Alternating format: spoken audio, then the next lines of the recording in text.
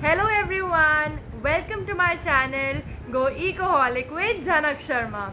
I hope you all are in the pink of health.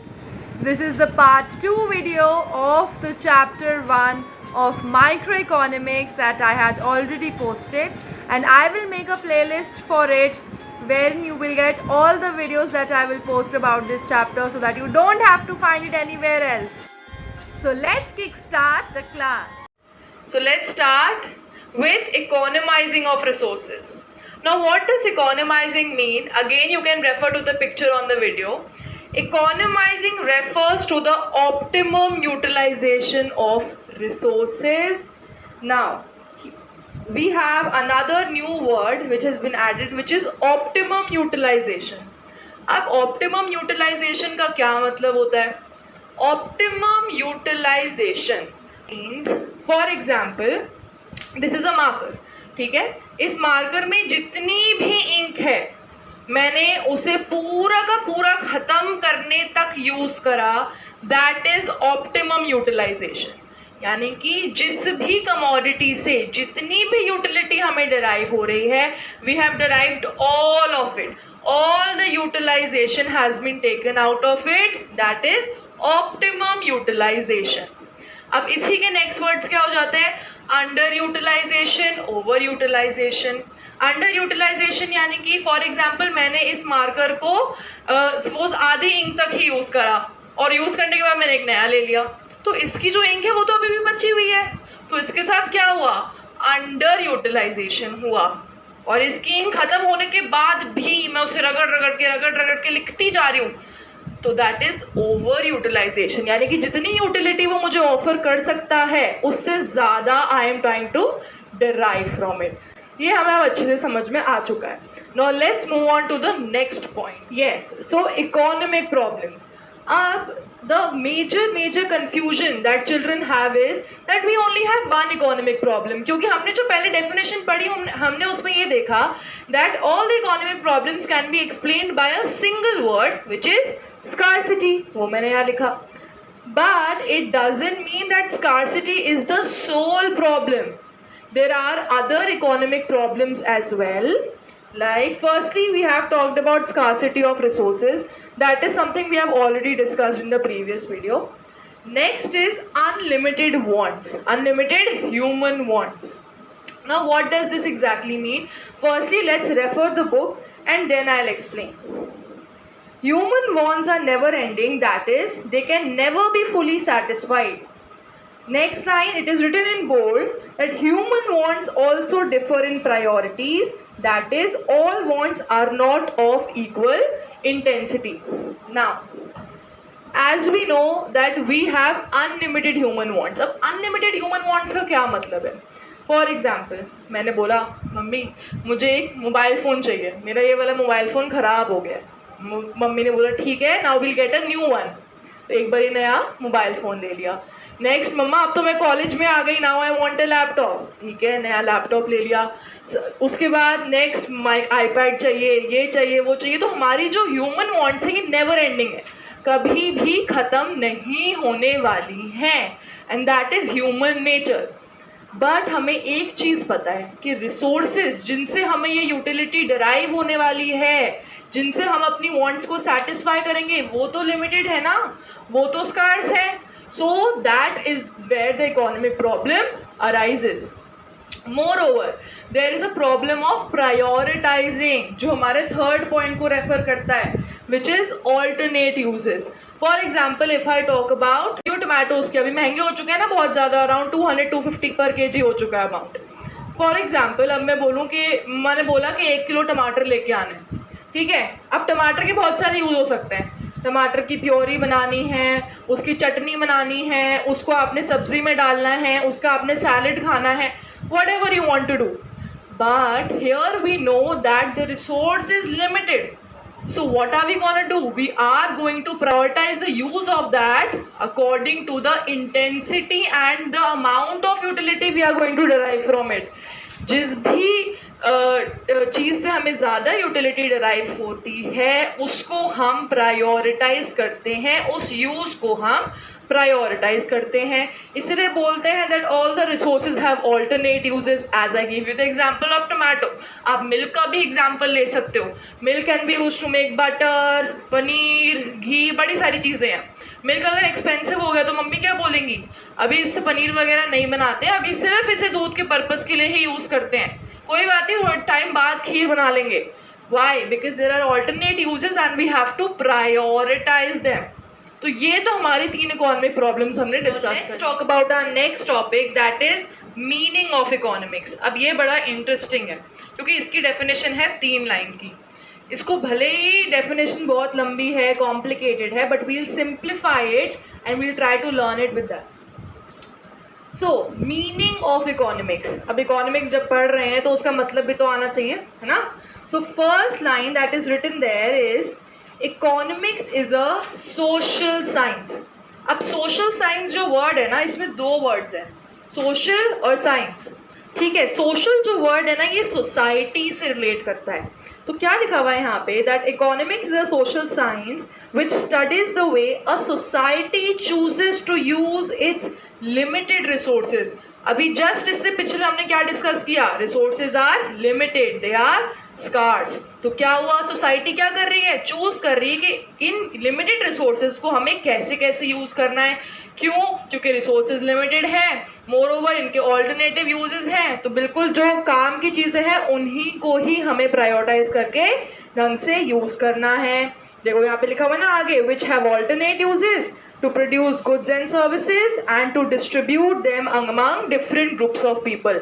Now why are we talking about distribution? Because we are talking about the entire society. हम पूरी की पूरी society की बात कर रहे हैं, किसी individual की बात नहीं कर रहे हैं। That is the reason over here we are talking about production of goods and services जो हमने vital processes discuss किए थे and distribution of it among the different groups of people। तो ये तो हमारी हो गई इकोनॉमिक्स। तो इसके हमने पॉइंट्स हम डाल लेते हैं कि कैसे कैसे पॉइंट। सबसे पहले इकोनॉमिक्स क्या है, सोशल साइंस है। अब किसके बारे में है, where in the society chooses, क्या करती है सोसाइटी, उनका वो लिमिटेड रिसोर्सेज को according to the uses divide करती है, प्रायोरिटाइज करती है। क्यों, क्योंकि उनके ऑल्टरनेट यूजेस हैं। उनसे क्या करती है, production of goods and services. फिर उनका क्या करती है, किसको डिस्ट्रीब्यूट करती है, डिफरेंट ग्रुप्स ऑफ पीपल को डिस्ट्रीब्यूट करती है, because we are talking about the entire society, right. तो ये बात हमें समझ में आ चुकी है। अब नेक्स्ट नीचे इसके बहुत ही ब्लू बॉक्स दिया हुआ है, that why economics is considered as a social science. अब ये आपसे ट्रू फॉल्स में ही पूछ सकते हैं that economics is a science या economics is not a social science. And economics में जब भी ट्रू फॉल्स आते हैं they always ask you to give the reasons. majority of the times they ask you to give the reasons whenever you appear for your unit test or whatever। तो आपको reasons आने बहुत बहुत ज़रूरी हैं, सिर्फ true false आने से marks नहीं मिलते। and I'll be very very raw when it comes to sharing experiences, क्योंकि मैंने भी जो exams दिए थे उसमें I remember कि मैंने एक true false ऐसे ही लिख दिया था and it was right, but the teacher did not give me any marks because the reason was incorrect। ठीक है, रीजन नहीं लिखोगे सही तो कोई भी मार्क्स नहीं मिलेंगे, इवन दो ये ट्रू फॉल्स आपका सही आइडेंटिफाई हुआ होगा।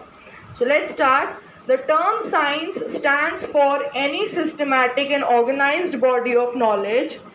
Economics is also a science. Now why is it a science, जैसे कि मैंने बोला इसमें 2 वर्ड्स हैं, सोशल और साइंस। तो पहले हम बात कर रहे हैं साइंस वाले पार्ट की, ठीक है। Economics is also a science as it is systematic and organise study of economic behaviour of human beings.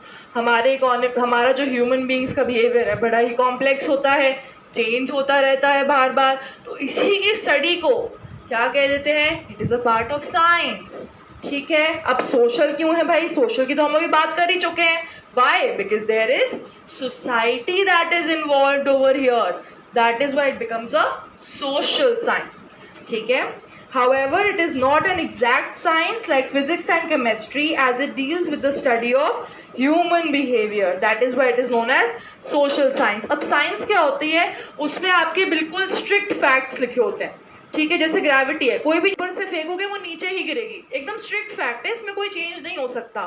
ठीक है, but according to the human behavior that is not at all static, it is dynamic in nature. ये आपका business studies का part है class 12th में, ठीक है? तो it keeps on changing, right? That is why बिल्कुल exactly वो science नहीं, क्योंकि science जो है बिल्कुल facts पे based होती है, प्रूवन फैक्ट्स के बेसिस पे होती है. बट यहाँ पे क्या है, चेंजेस होते हैं ह्यूमन बिहेवियर में, इसलिए हम उसको सोशल साइंस कह देते हैं.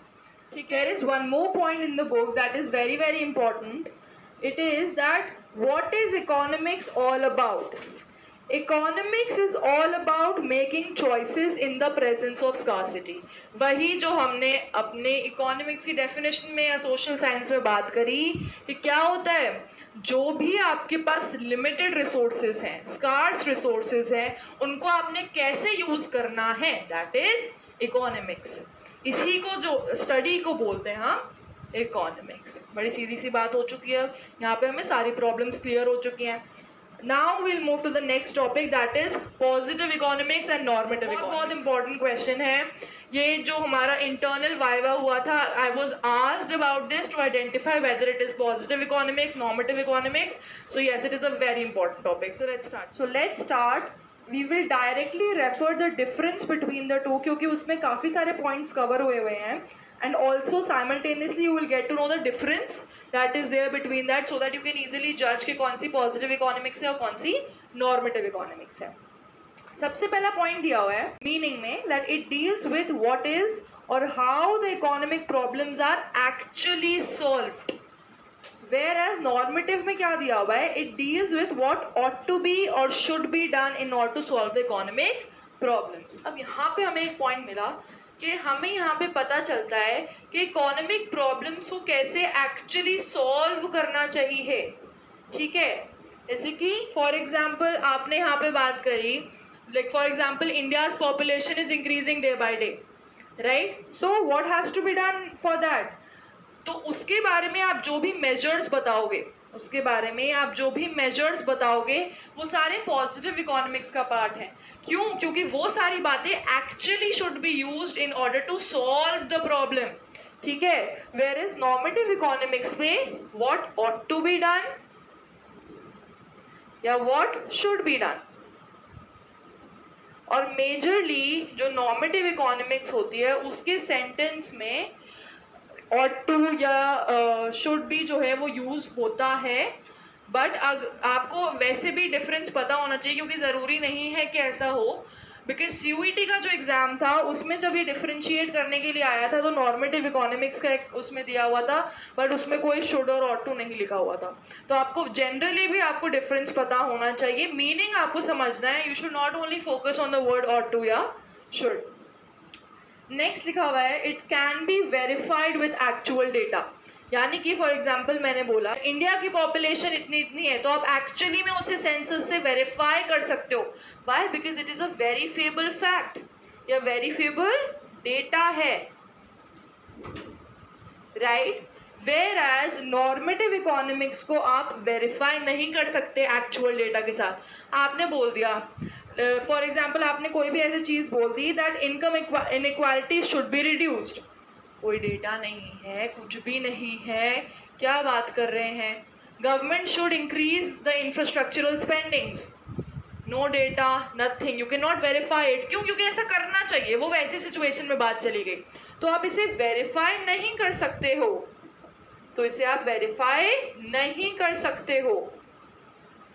नेक्स्ट पॉइंट की बात करते हैं. Purpose. It aims to make real description of an economic activity. Real description actually में जो हो रहा है वो बताता है. जो रियल तस्वीर है ना, poverty in India is increasing, बिल्कुल रियल सिचुएशन वो बताता है. और पॉवर्टी इंक्रीज कैसे हो रही है आप डेटा एनालिटिक्स से देख सकते हो, स्टेटिस्टिक्स से देख सकते हो वो चीज़ें. ठीक है. तो वो सारी चीज़ें आप बता सकते हो. नेक्स्ट क्या लिखा हुआ है नॉर्मेटिव इकोनॉमिक्स में? नेक्स्ट लिखा हुआ है it aims to determine the ideals. Ideals यानी कि जो होना चाहिए उसके बारे में हम बोलते हैं that this person is my ideal, यानी कि जो एक्चुअली में होना चाहिए उसके बारे में वो हमें बताता है. तो ये क्या बताता है? आइडियल्स के बारे में. ठीक है. Like for example measures should be taken in order to increase women literacy या फीमेल लिटरेसी. तो आइडियल सेट करता है कि ऐसा होना चाहिए। और ये क्या बोलता है, real fact, that literacy, that female literacy in India is lesser than male literacy. सीधी सी बात है, ठीक है। नेक्स्ट पॉइंट की बात करते हैं, suggestive. It is based upon facts and not suggestive, यानी कि कोई सजेशन या एडवाइस ऐसी कोई बातें नहीं करता, सीधा मुद्दे की बात कि है तो है, नहीं है तो नहीं है। ये जो है ये थोड़ा सजेस्टिव होता है नेचर में, क्योंकि जैसा कि मैंने बताया that female literacy in India should be increased, should be improved, ऐसा करना चाहिए। तो ये क्या है, एक सजेशन है, that is why it is considered to be suggestive in nature. Next की बात करते हैं, value judgements. It does not give any value judgements, ठीक है, इट इज न्यूट्रल, यानी कि कोई मोरालिटी वैल्यू वगैरह की बात नहीं करता है। अगेन एज आई सेड, है तो है, नहीं है तो नहीं है, बाय बाय, वो वाली सिचुएशन है, ठीक है। और यहाँ पे क्या है, वैल्यू जजमेंट्स देता है। क्यों देता है, बिकॉज सजेस्टिव है ना नेचर में। वही ये दोनों पॉइंट्स काफी इंटर रिलेटेड हैं, ठीक है। तो ये बात हमें समझ में आ चुकी। जो पॉइंट है उसमें इसके एग्जाम्पल्स के बारे में बताया हुआ है, that prices in Indian economy are constantly rising. यहाँ पे क्लियरली एक फैक्ट स्टेट किया गया है दैट एक्चुअली में जो इंडियन इकोनॉमी में जो प्राइसेस हैं वो राइज हो रहे हैं। ये डेटा अगेन क्या है, वेरीफेबल है, रियल है, रियल डिस्क्रिप्शन प्रोवाइड करता है। It is not suggestive because ऐसा हो रहा है, इसमें कोई सजेशन तो नहीं मिल रहा, ठीक है। And it is neutral between the ends. तो ये सारे जब चेक पॉइंट्स आपके टिक हो जाते हैं तो इसका मतलब है कि ये पॉजिटिव इकोनॉमिक्स है, ठीक है। नेक्स्ट एक और एग्जांपल दिया हुआ है, there are inequalities of income in an economy. ऐसा है कि इनइक्वालिटीज हैं, अगेन एक्चुअली सॉल्व्ड वाली बात बताता है, वेरीफेबल डेटा है, रियल डिस्क्रिप्शन प्रोवाइड करता है, it is not suggestive at all and it is neutral between the ends. Again इसके सारे के सारे चेक पॉइंट्स हमारे टिक हो चुके हैं, तो again it is positive economics. अब बात करते हैं नॉर्मेटिव इकोनॉमिक्स के एग्जांपल्स की। India should take steps to control rising prices. क्या हुआ यहाँ पे, तो ऑट टू बी और शुड बी वाली बात आ गई कि ऐसा करना चाहिए इंडिया को, चाहिए वाली बात आ गई। अगेन वेरीफाई नहीं कर सकते, क्योंकि ऐसा नहीं कहीं पे लिखा हुआ कि नहीं करोगे या कुछ करोगे, तो कोई फैक्ट नहीं है जिससे आप इस शुड बी वाली स्टेटमेंट को वेरीफाई कर सकते हो, ठीक है। Next, it sets the ideals कि ऐसा आपको करना चाहिए, वही वाली बात है। And suggestive, why, because it is giving a suggestion कि क्या करना है, स्टेप्स लेने हैं भाई इनइक्वालिटी को कम करने के लिए। अगेन ये वैल्यू जजमेंट है हमारा। ये सारे चेक पॉइंट्स हमारे टिक हो गए, तो हमें ये बात भी आ गई है समझ में। I will cover the further topics and I will finish this chapter from starting from the topic microeconomics and macroeconomics in my part 3 video, which will come tomorrow, so stay tuned for that. If you enjoyed the video, then do like it and also subscribe to my channel and also ring the bell button just next to the subscribe button so that you get the notifications whenever I post a new video. And also comment down below what next video you want to see and what doubts do you have. Thank you so much. Bye bye. Keep shining, keep smiling and keep learning.